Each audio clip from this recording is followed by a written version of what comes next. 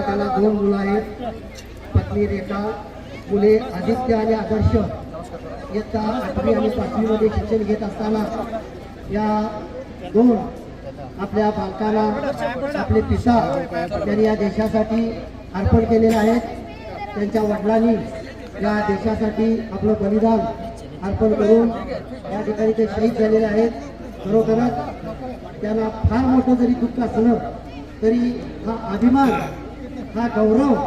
काही ठराविक लोकांच्याच नशिबामध्ये या ठिकाणी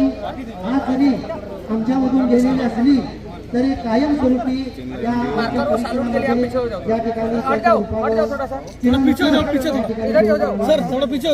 हाँ इधर ही ऐसे मार्कर चला मार्कर सर थोड़ा सा गैप करो गैप करो